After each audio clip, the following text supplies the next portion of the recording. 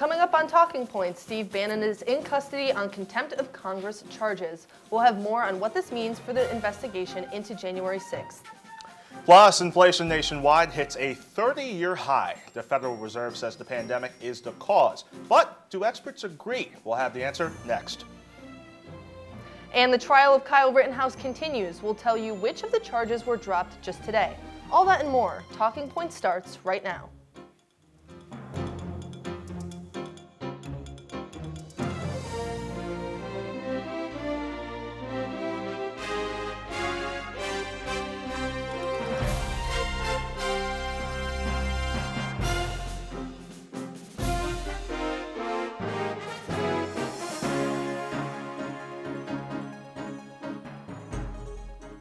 Steve Bannon turned himself into the FBI this morning. Good evening and welcome to Talking Points. I'm Chilekasi, Adele. And I'm Moriah, Humiston. Bannon is charged with 2 contempt charges. If convicted, he could face a maximum of 2 years in prison.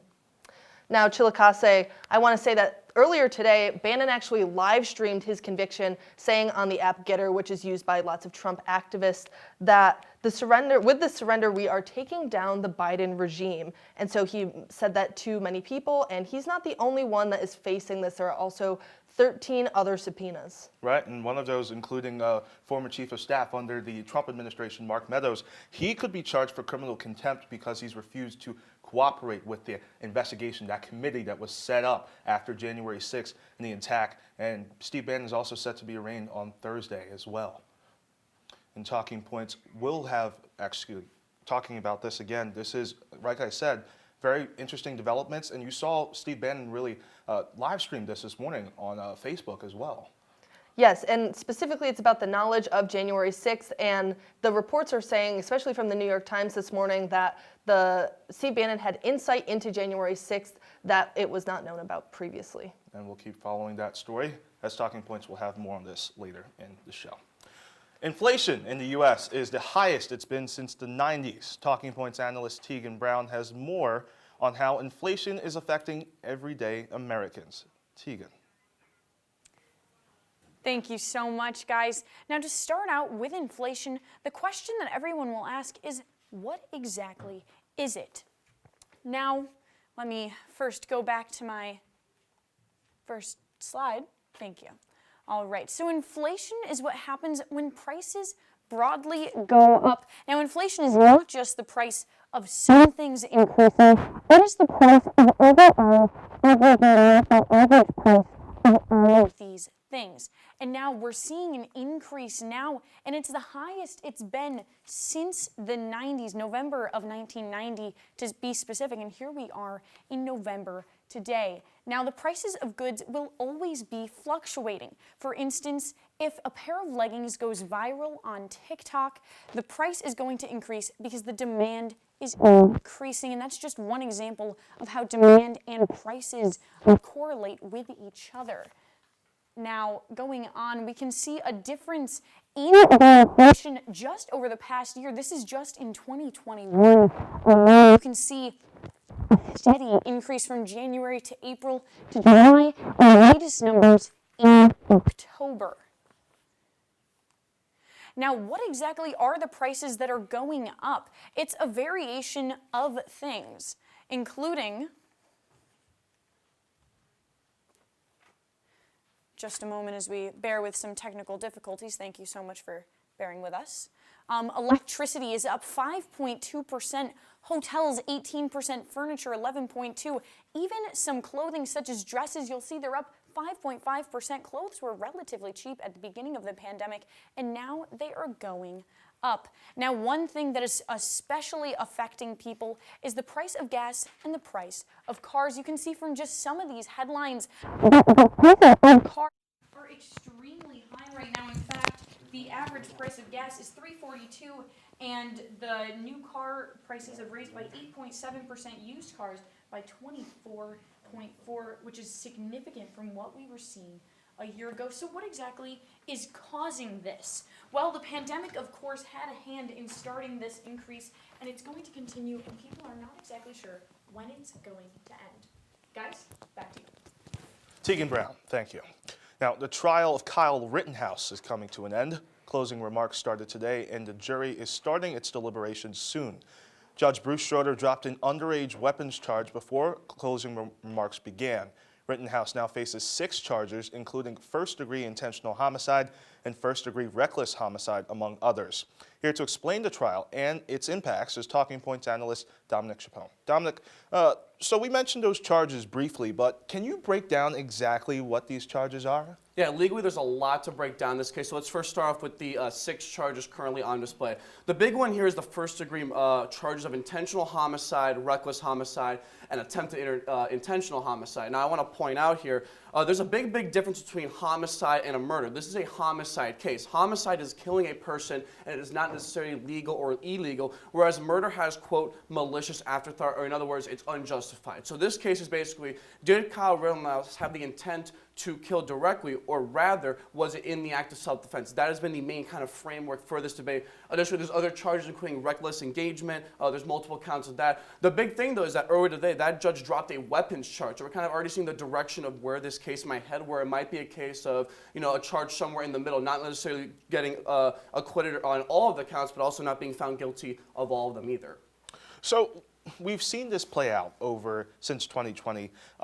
What is the timeline when it comes to when we might hear a verdict in this case? So the simple answer is we really don't know. We do know that the jury will meet tomorrow morning, beginning in the morning, to kind of deliberate over all of the evidence currently in the case. But the answer is that it could take days, it could take weeks. There isn't even a chance it could go into months, just because there's a lot of evidence to go through. There's a lot of context, more importantly. The big question, yet again, the jury needs to decide 2 things. Number 1, did Kyle Rittenhouse act in self-defense? And number 2, was he in any sort of danger? Because that was a big thing on the part of the defense, was that Kyle Rittenhouse was in danger and had the right to act about that. But that itself, those 2 core components have been at the heart of the debate for this trial. So with that, what is the likelihood now? Well, the likelihood is that he's probably not going to be found guilty of probably a lot of the bigger charges, especially first-degree intentional homicide, the first-degree reckless homicide. He's probably leaning toward not being found guilty of those based on the evidence we've seen. There's also been a big deal over the prosecution in the case. We've seen how the prosecution had a lot of moments here where it's like very questionable in their decisions in terms of like what the angles they were going for, you know, for how they were going to kind of do this charge. So when you combine those 2 points, especially one being that in a case where they're kind of like half guilty, half innocent, it seems like it always tends to be more toward the innocent just on that. You can see on your screen kind of right now that it feels like the case is very close, and in very close cases, the defendant should win. The analogy you can use is that being in court's like a 50-50 shot. Even if the defense is 50.1% found not guilty, that automatically implies not guilt for that specific charge. We're kind of going to lean toward that direction in this case. The other big thing, and then lastly, of course, is the prosecution. The thing with the prosecution is that they had a lot of opportunities to kind of, you know, charge him. And there was a big question, again, over that act in self-defense. And they really lost the ball on that. They really didn't do a good job kind of saying, like, hey, these people that were at this event were demonstrators. They were demonstrators. They were not violent in any way. They kind of didn't really play that card right. The defense did a very good job just from watching the trial in kind of saying, like, hey, he was acting in self-defense. It was a dangerous environment. It was a dangerous context. And as a result, he acted in self-defense. The prosecution, meanwhile, was arguing, why does he have an AR-15 in the first place? And was he there to provoke the violence in the first place, which led to the homicide charges? And we'll see how this play out. Talking Points analyst Dominic Chiappone, thank you. Coming up after the break, Congress continues to investigate the January 6th insurrection. Find out what a federal court said about former President Trump next.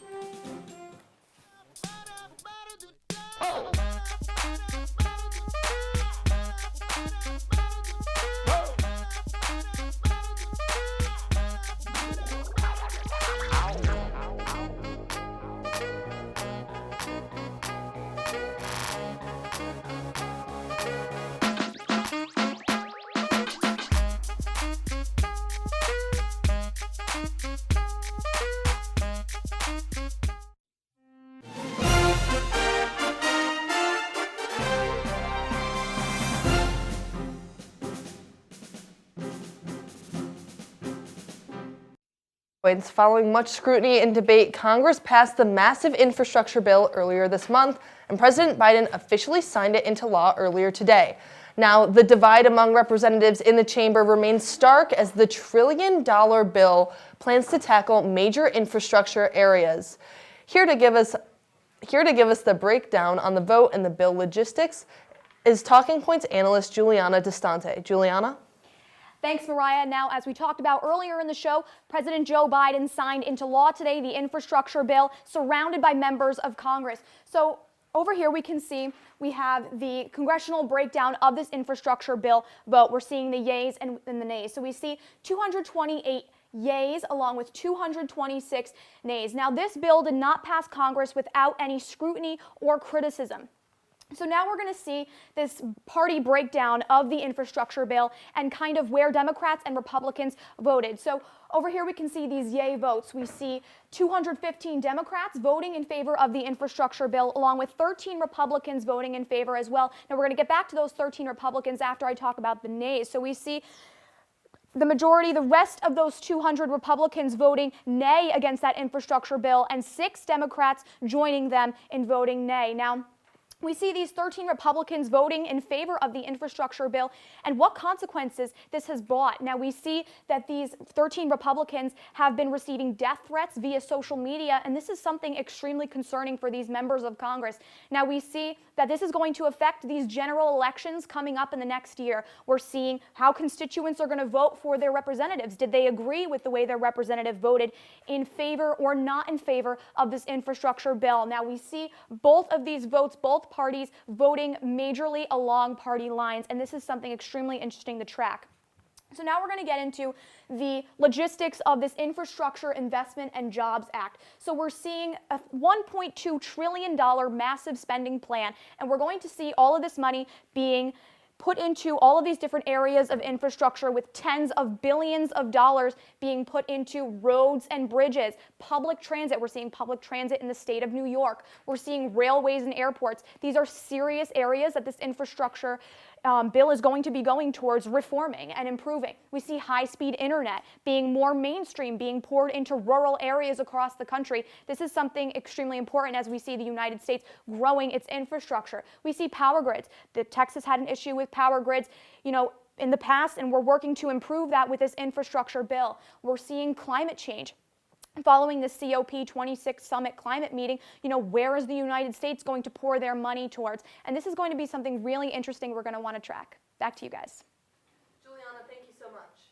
It's been a very eventful week for former President Donald Trump. A court blocked Trump from using executive privilege to prevent the release of documents related to the January 6th insurrection.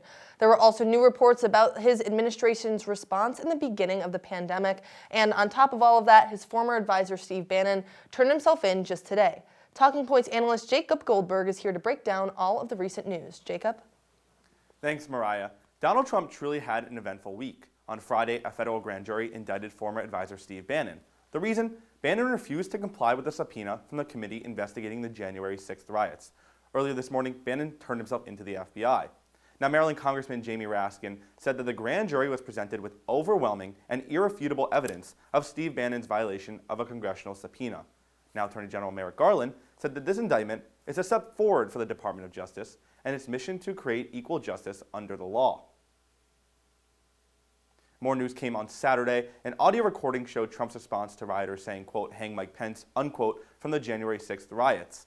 Trump responded by saying, quote, "well, the people were very angry." The audio also captured Trump saying that he thought Pence was, quote, "well protected and in good shape," unquote, during the January 6th riots.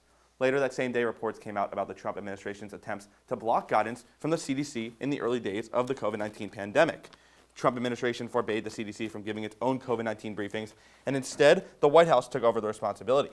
Tonight at 10 p.m., CNN will air a special with former New Jersey Governor Chris Christie. The special will discuss Christie's mission to rid the Republican Party of conspiracy theories that Trump perpetuates. With the special, Trump's name will certainly continue to be in the news further into this week. And so, Jacob, there's a lot to unpack here between Steve Bannon and Chris Christie. What's next with the January 6th investigations? Well, you and Chile touched upon Mark Meadows, the former White House chief of staff. This is again showing that people in the Trump administration are not going to get complete protection under the law. They're still going to be subject to these, jail times, to these fines for their part in the January 6th insurrection. And Mark Meadows is refused to comply with a subpoena earlier this week from the committee, and now he's going to be facing scrutiny for that, just like Steve Bannon did. And so this isn't the first time that we're seeing former President Donald Trump in the headlines recently. How is this going to impact his role in the 2022 midterm elections? Well, personally, I think Donald Trump sums up the saying, all publicity is good publicity. He's always in the news, and it doesn't seem to affect him as much as it might for other people. But he says that people will be, quote, happy with his decision to run in 2024, according to a Fox News audio recording. And he hasn't announced whether he is. He said he's going to do it after the 2022 midterms. But based off that news, we can expect that he might, run again for office. So I think some of his supporters will be happy, and that's what we can expect. Jacob, you also mentioned that tonight on CNN there is a special report with former New Jersey Governor Chris Christie. What role does he play with all of this and former President Donald Trump? Well, Chris Christie was one of Donald Trump's biggest supporters in the 2016 elections. He was, running against Donald Trump and was a big supporter of him when he dropped out, endorsed him. But now he's on the opposite side, against Trump. And this is what this, CNN special is going to be about how one of his former allies is now going against Donald Trump. And it's going to talk about, the battling of COVID-19 from the Trump administration, conspiracy theories that I talked about earlier, and the future of the GOP and Chris Christie's ambitions of what the GOP should be doing. And Jacob, Chris Christie also has a book coming out on Wednesday that touches upon these same things. We'll have to see what that includes and what the special report includes tonight. Jake Goldberg, thank you so much. Coming up after the break, major global powers reach an agreement at the Glasgow Climate Summit. We'll have more on the terms of that agreement next. Your girls have been with you through every moment of your life.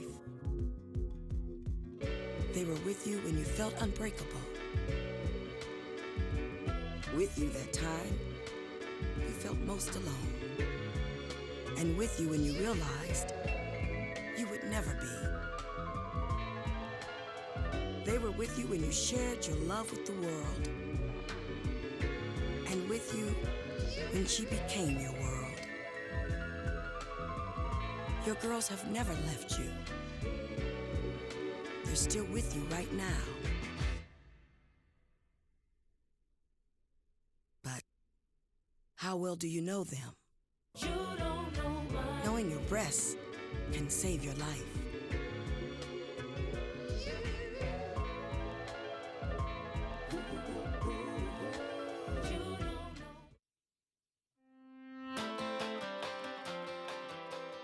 OTN is on all your favorite apps, Apple TV, Fire TV, and Roku. Search Orange Television Network or OTN.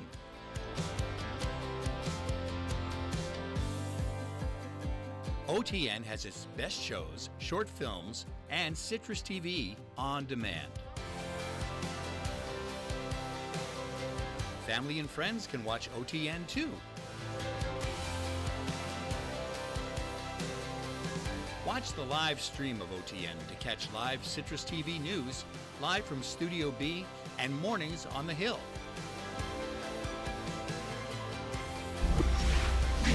On or off campus, watch OTN anywhere.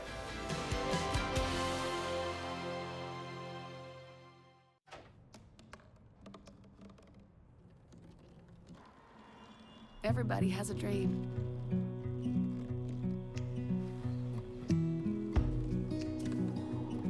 Mine was to see the ocean. And with a little help, I made it.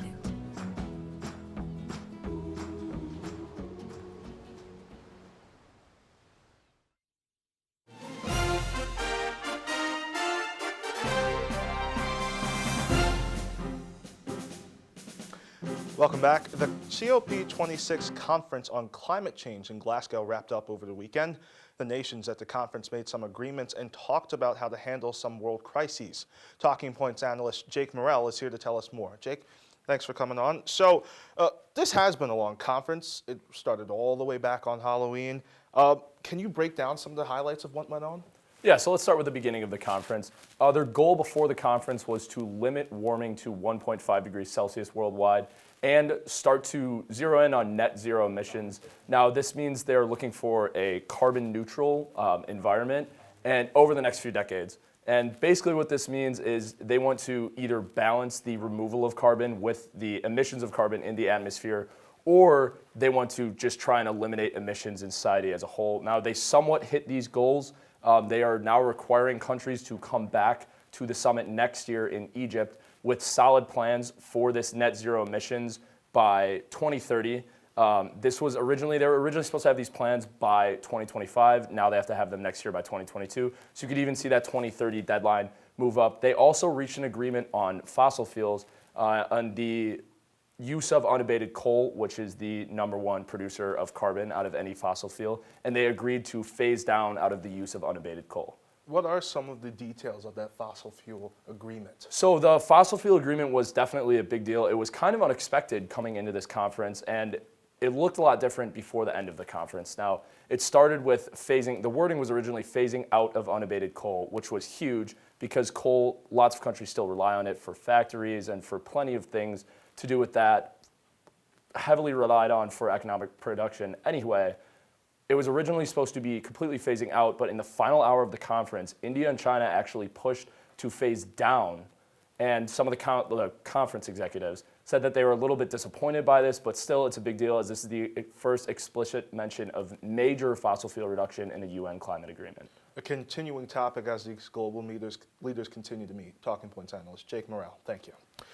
A months-long crisis on the border between the European Union bloc and Belarus has become a symbol of several geopolitical disputes and a humanitarian disaster. Talking Points analyst Lindsey Fine is here with how this crisis escalated. Lindsey.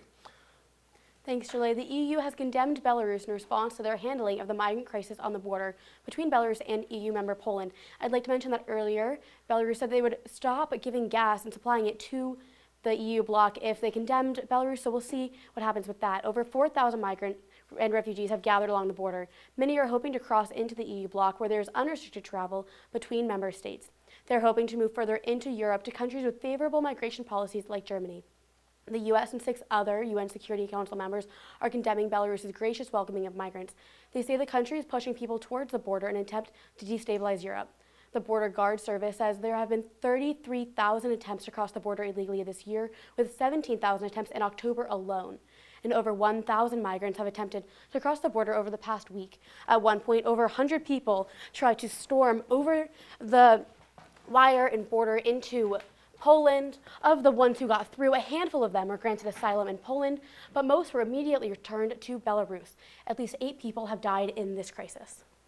So, Lindsey, Belarusian President Alexander Lukashenko, he's faced a lot of criticism over the handling of this crisis from a lot of other countries in Europe. What are those criticisms? What are European leaders, European people saying in regards to Lukashenko? So European people and leaders and just people in the West have actually referred to Lukashenko as Europe's last dictator. So they've said he takes a really tight control on Belarus and just really controls. That's what they're saying. He also, within the border and within about 100 miles, I believe, he's not letting any aid, lawyers, media, or anything like that within that area. Most of the footage and pictures we've seen from that area have actually been taken on cell phones that people took when they were going to cross the border, which means that those photos and videos are waning as people's phones are dying. So you mentioned the West. What is the White House saying about this? What is the United States saying about this conflict?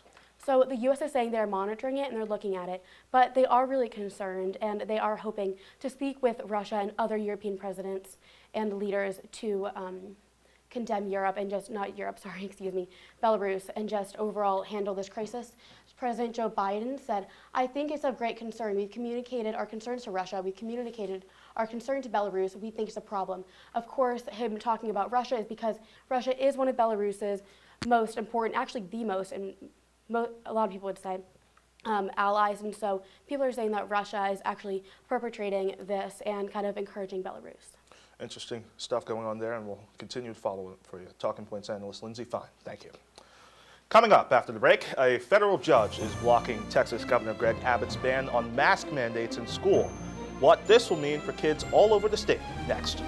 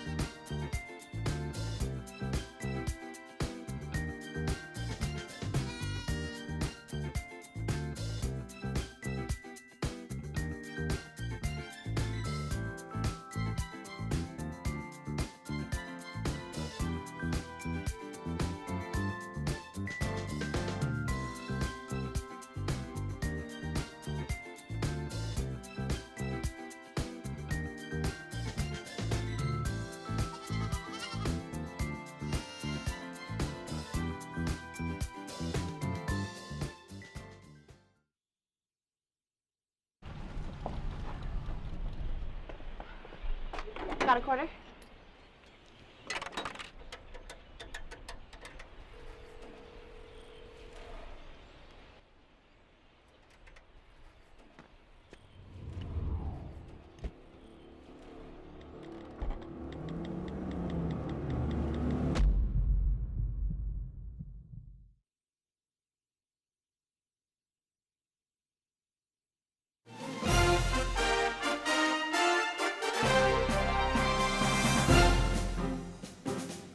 Welcome back to Talking Points. A U.S. District Court in Texas says that Governor Greg Abbott's public school mask ban violates the American Disabilities Act. Public schools throughout the state will now be able to mandate masks for students.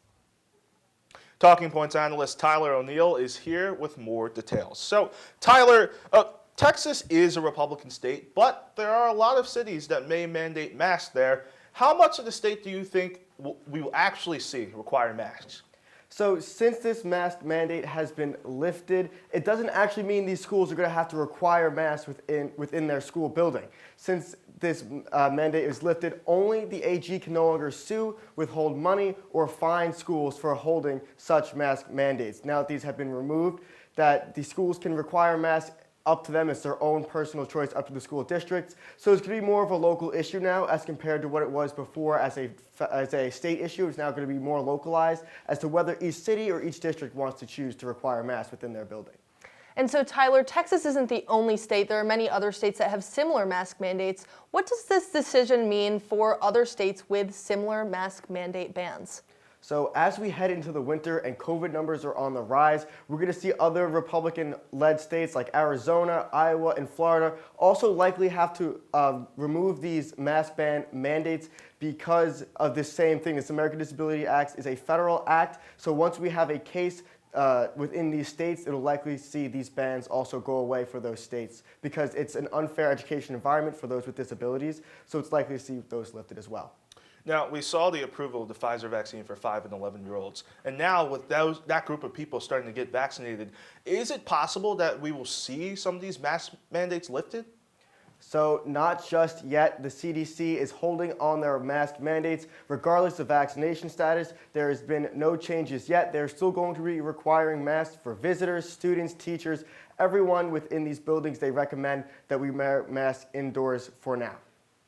And so, Tyler O'Neill, thank you so much. Chilekasi, we'll have to see if any of this criticism with Greg Abbott will run into the now announced race of Beto O'Rourke for Texas governor. Yeah, you see definitely Beto is more obviously socially to the left than Greg Abbott is, but Greg Abbott has faced some criticism for his handling of the pandemic, and of course other things loom large as well. You're thinking about the winter storms back at the beginning of this year that he really faced a lot of criticism from, and also people like Ted Cruz in the state of Texas as well. So this is a state that seems to be getting purplish, more blue as the years go on, but we'll see now that Beto is in this race whether he'll be able to make Absolutely. any inroads for the Democratic Party. And that's all the time we have on this episode of Talking Points. Be sure to follow us on Twitter and Instagram at CitrusTV News and like us on Facebook. I'm Moriah Humiston. And I'm Chilekasi Adele. Take care. We'll see you in 2 weeks, and good night.